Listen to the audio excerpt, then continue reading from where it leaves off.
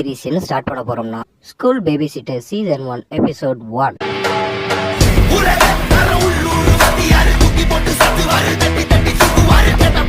Episode ஸ்டார்டிங்லேயே ஒரு teenage பையன் ஒரு ஸ்கூலை தேடி ஒரு ரூட் மேப் பார்த்துட்டு இருக்கிறான்.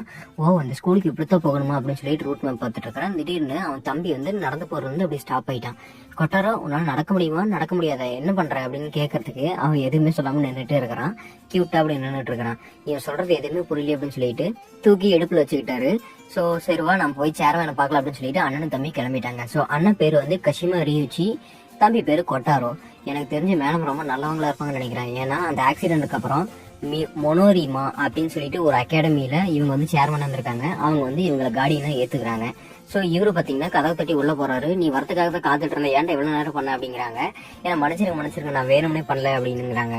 உடனே இவர் தம்பி இருந்துகிட்டு சூனியக்காரி அப்படின்னு பொறுமையா சொல்றாங்க. எனக்கு அதெல்லாம் ஒண்ணும் தேவையில்லை, நீ உனக்கு வந்து டைப்பர் மாத்த தெரியுமா தெரியாத உன் தம்பிக்கு அப்படிங்கிறாங்க. தெரியும் அப்படிங்கிறாங்க. அப்ப சரி உன்னோட ஸ்கூல் டைம் போக நீ இங்க இருக்கிற பேபி சிட்டர் கிளப்ல வேலை செய்யணும் அப்படிங்கிறாங்க. பேபி சிட்டர் கிளப்பா அப்படிங்கிறாங்க. அப்புறம் சைக்காவா என்ன வேலை வேணுமோ எல்லாத்தையும் போய் இவங்க காட்டு அப்படின்னு சொல்லிட்டு சேர்மன் வந்து பக்கத்துல இருக்கிற கண்ணாடி போட்ட அங்கிளுக்கு வந்து சொல்றாங்க. சரி வாங்க வந்து என் முதுகுல ஏறிக்கிங்க அப்படிங்கிறாங்க. சும்மா விளையாடுறேன், வாங்க நான் உங்களை கூட்டிட்டு போறேன் அப்படின்னு சொல்லிட்டு அந்த பேபி சிட்டர் கிளப் ரூமுக்கு வந்து உள்ள கூட்டிட்டு போறாங்க. உள்ள போகும்போதே பாத்தீங்கன்னா அங்க வந்து ஒருத்தர் தூங்கிட்டு இருக்கிறாங்க. யாருன்னு எதுவுமே கண்டுக்கல.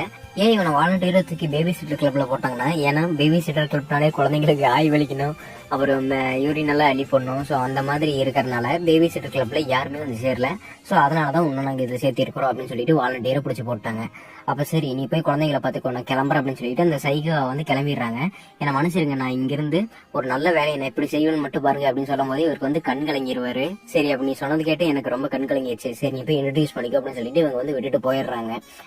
சரி கொட்டாரோ இனிமேலாவது நம்ம இங்கேயாவது நல்லா இன்ட்ரோடக்ஷன் பண்ணணும், ஏன்னா சேர்மன் கிட்ட நம்ம எது பண்ண முடியும்னு சொல்லிட்டு உள்ள போறாங்க. எல்லாரும் எப்படி இருக்கிறீங்க, என் பேர் தான் கஷிமா ரியூச்சி, நானும் உங்களோட விளையாடலாமா அப்படிங்கிறாங்க. குழந்தைங்களை பயந்து அங்க ஒருத்தர் தூங்கிட்டு இருக்கான். அவனுக்கு பின்னாடி போய் ஒளிஞ்சுக்கிட்டாங்க. உடனே அங்க இருக்கிற குட்டி பையன் அங்க இருக்கிற ஒருத்தனை வந்து காதை பிடிச்சி இழுக்கிறாங்க. என்ன மனுஷனுங்க உங்களை டிஸ்டர்ப் பண்ணதுக்கு, என் பேரு கஷிமா ரியூச்சி அப்படிங்கிறாங்க. சேர்மன் சொன்னாங்க என் பேரு உசைதா, நான் இங்கே படிச்சு இங்கே வேலைக்கு சேர்ந்துட்டேன். அப்புறம் நீ யார் அப்படின்னு கேட்கும்போது நான் வந்து கஷிமா ரியூச்சி, நான் இங்க 3rd இயர் படிக்கிறேன் அப்படிங்கிறாங்க. உசைதா யாரு இவங்க அப்படின்னு குழந்தைங்க எல்லாம் கேட்கறாங்க. இவர் தான் நம்ம கூட புதுசா விளையாட வந்திருக்கிற அங்கிள்.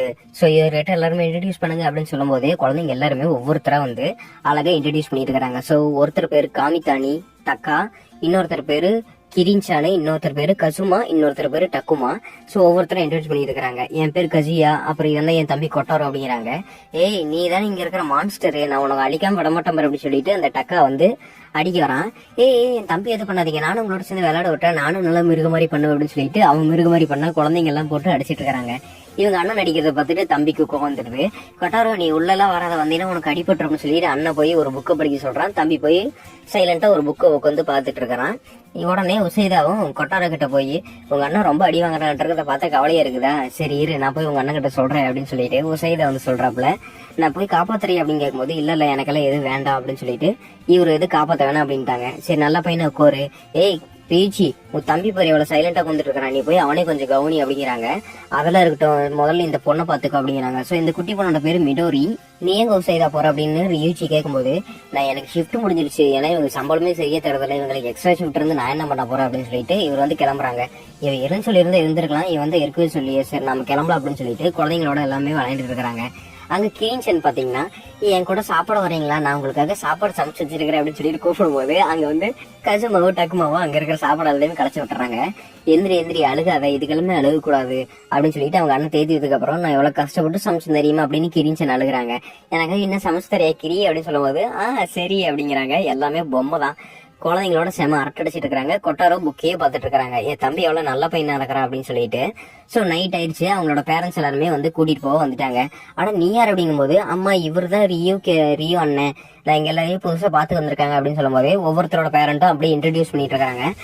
அவன் தான் என்னோட தம்பி கொட்டாரோ அப்படின்னு சொல்லிட்டு இன்ட்ரடியூஸ் பண்ணிட்டு இருக்காங்க. கொட்டாரோ நல்ல பையனா இருக்குது, அமைதியா இருக்கிற அப்படின்னு சொல்லிட்டு எல்லாருமே இன்ட்ரடியூஸ் பண்ணதுக்கு அப்புறம் உன்னை நாங்க இனிமே வருங்காலத்திலயும் என் குழந்தைகளை பார்க்க ஆவலா இருக்கிறோம் அப்படின்னு சொல்லிட்டு எல்லாருமே கிளம்பிட்டாங்க. இந்த டக்காவோட அம்மா அப்பா மட்டும் வந்தா பரவாயில்ல அப்படின்னு சொல்லிட்டு இருக்கும்போதே அங்க பாத்தீங்கன்னா காமிதானி அப்படின்னு சொல்லிட்டு இன்னொரு கேரக்டர் இன்வால்வ் ஆகுறான். நீ யார் அப்படின்னு கேட்கும்போது நான் தான் இங்க இருக்கிற டக்காவோட அண்ணன், ஏன்னா எங்க அம்மாவுக்கு இங்க நிறைய வேலை இருக்குது, ஓவர் ஷிஃப்ட் பேப்பர் திருத்தும் போது, அதனால அவங்க வர முடியாது, நான் வந்திருக்கேன் அப்படிங்கிறாங்க.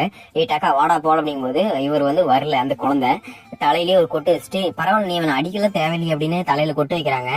என்னோட இருக்கட்டும், முதல்ல உன் தம்பி பாரு நீ அப்படின்னு சொல்றாங்க. அவன் சைலண்டான பையன் தான் அப்படின்னு சொல்லிட்டு கமிதானி டக்காவை வந்து இடுப்புல தூக்கிட்டு போறாங்க. கொட்டாரோ நல்ல பையனா படிச்சுட்டு இருந்தியா அப்படின்னு சொல்லிட்டு தலையில கை வைக்கும் போது கொட்டாரவுக்கு மயக்க மட்டும் அப்படியே கீழே வந்துட்டான். ஓடி வந்து கொட்டாரவை தூக்கிட்டு, கமிதானி இங்க எங்கேயாவது பக்கத்துல ஹாஸ்பிட்டல் இருக்கதை, என் தம்பிக்கு கொஞ்சம் ஜுரம் அடிக்குது அப்படின்னு சொல்றாங்க. கமிதானி உடனே அவங்க அம்மா பேப்பர் திருத்தி இருக்காங்க. அம்மா நீங்க கொஞ்ச நேரம் டக்காவை பாத்துக்கங்க, நான் கொஞ்ச ஒரு வேலையை வெளியே போயிட்டு வந்துடுறேன் அப்படின்னு சொல்லிட்டு கமிதானியும் ரியூச்சியும் அவன் தம்பி கொட்டாரவை தூக்கிட்டு வேகமா ஓடிட்டு இருக்கிறாங்க. ஹாஸ்பிட்டல்ல சேர்த்ததுக்கு அப்புறம் அவங்க பாத்தீங்கன்னா சாதாரண ஜுரம் தான், நீ கொஞ்ச நாள் அவன் பிரிஞ்சிட்டு இருந்தில்ல, அதனால அவன் ஏக்கத்துல வந்து காய்ச்சல் வந்திருக்குது, இதெல்லாம் ஒன்றும் பெரிய விஷயமே இல்லை அப்படின்னு சொல்லிட்டு இருக்காங்க. உடனே ஹீரோ வெளியே போயிட்டு சரி நான் அம்மா அப்பா கிட்ட சொல்லிடுறேன் அப்படின்னு சொல்லிட்டு போன் எடுக்கும்போது அவருக்கு ஞாபகம் வருது அவங்க அம்மா அப்பா இல்லை. ஸோ இவங்க அம்மா அப்பா வந்து ஒரு பிளெயின் கிராஷ்ல வந்து இறந்துருப்பாங்க. என் தம்பிக்கு நான் மட்டும்தான் இருக்கிறேன், எங்க அம்மா அப்பா கூட இல்லை. அந்த பிளெயின் கிராஷ்ல சேர்மேனோட குழந்தைங்க அப்புறம் மனைவி எல்லாருமே இறந்து போனதுக்கு அப்புறம் தான் இவங்க வந்து இந்த பேபி சிட்டர் கிளப் வந்து இவங்க வந்து ஜாயின் பண்ணியிருக்காங்க. ஒருவேளை நீ இப்ப அழுக ஆரம்பிச்சிட்டியா? ஏன்னா அன்னைக்கு இறந்து போனவங்கள எல்லாருமே அழுதுட்டு இருந்தாங்க, நீயும் தம்பி மட்டும் தான் அழுகாம இருந்தீங்க. எல்லாமே போறவங்க ஒரு நாள் யாருமே நம்ம கூட இருக்க மாட்டாங்க, இதுக்கெல்லாம் அழுதுட்டு இருந்தீங்கன்னா வாழ்க்கையில எதுவும் பண்ண முடியாது, அப்போ தம்பி போய் பாரு அப்படின்னு சொல்லிட்டு அவங்க வந்து என்கரேஜ் பண்றாங்க. உடனே கொட்டார வந்து அழுதுகிட்டே இருக்காரு. அங்க இருக்கிற நர்ஸு, ஆனா கொட்டார அண்ணா வந்துட்டீங்களா, உங்க தம்பி அழுதுகிட்டே இருக்கான் பாருங்க அப்படின்னு சொல்லி இருக்கும் போதே அண்ணா அண்ணா அப்படின்னு சொல்லிட்டு கொட்டார வந்து அழுதுட்டு இருக்கிறான். நீ எனக்கு மன்னிச்சிரு கொட்டாரோ, நீ என்ன கூப்பிட வேண்டியதானே, எதுக்கு நான் வர வரைக்கும் காத்துக்கிட்டே இருந்தேன், உனக்கு நான் மட்டும்தான் இருக்கிறேன், ஏன்னா நீயும் போயிட்டா நான் அனாதையாயிருவேன் கொட்டாரோ அப்படின்னு சொல்லிட்டு அண்ணனும் தம்பியும் சேர்ந்து அழுதுகிட்டு இருக்கிறாங்க. ஸோ ஒரு வழியா ரெண்டு பேருமே வீட்டுக்கு வந்ததுக்கு அப்புறம், ஐ மீன் சேர்மேனோட கார்டியன்ல தான் இவங்க வந்து வளர்ந்துட்டு இருக்காங்க. சேர்மன் வந்து வீட்டுக்கு வந்ததுக்கு அப்புறம் இவங்களுக்கு போத்தி விட்டு இவங்க வந்து கிளம்பிட்டாங்க. இப்போ ரொம்பவே சூடா இருக்குதுல கொட்டாரோ அப்படின்னு சொல்லிட்டு தூங்க ஆரம்பிச்சிட்டாங்க. அடுத்த நாள் காலையில பாத்தீங்கன்னா, டேய் சைக்கவா என்ன இது, இங்க என்ன சேர்மன் ஆபீஸா இல்ல பூந்தோட்டமா, எதுக்கு இங்க பூலாம் வச்சிருக்கிறேன் அப்படிங்கும் போது, என்ன மனுஷருங்க மேடம், அது வந்து ரியூச்சி கஷிமா ரியூச்சி வச்சான், அதனாலதான் இங்க இருக்குது, நான் வேணா எடுத்து தூக்கி போட்டுறேன் அப்படின்னு சொல்லிட்டு இருக்கும்போதே அவங்க வந்து அந்த பூவை வந்து காப்பாத்தி வச்சிட்டாங்க. பரவாயில்ல இதை நானே வச்சுக்கிறேன் அப்படின்னு சொல்லிட்டு இருக்காங்க. இங்க பாத்தீங்கன்னா கிளாஸ் ரூம்ல என் பேர் கஷிமா ரியூச்சி, நான் வந்து பேபி சிட்டர் கிளப்ல வேலை செய்யறேன் அப்படின்னு சொல்லிட்டு நான் அவங்க எல்லாரையுமே இன்ட்ரடியூஸ் பண்றதுல ரொம்ப சந்தோஷப்படுறேன் அப்படிங்கிறாங்க. ஓ அப்படியே நடந்தது, கொட்டாரோக்கு அப்புறம் என்னாச்சு அப்படின்னு சொல்லிட்டு ஒசையதை கட்ட நேற்று நடந்தது எல்லாமே சொல்லிட்டு இருக்காங்க. கொட்டாரோ புக்கு படிச்சுட்டு இருக்கும்போது அங்க டக்கா கிரின் சாணி எல்லாருமே அங்க வந்ததுக்கு அப்புறம் என் புக்கை படிக்கிறீ அப்படின்னு சொல்றாங்க. சரி நான் உங்க புக்கை படிக்கிறேன் அப்படின்னு சொல்லிட்டு அந்த புக்கை கஷிமா வந்து படிச்சு காட்டிட்டு இருக்கிறாப்ல. நான் தான் ரெட் ரேஞ்சர், நான் தான் ப்ளூ ரேஞ்சர், நான் தான் பிங்க் ரேஞ்சர் அப்படின்னு சொல்லிட்டு குழந்தைங்கள சொல்லிட்டு இருக்கிறாங்க. சோ இதுதான் குழந்தைங்களை பாத்துக்கறக்கான இடம், த பேபி சிட்டர் கிளப் அப்படின்னு சொல்றாரு. அதோட இந்த எபிசோடு முடிக்கப்படுது.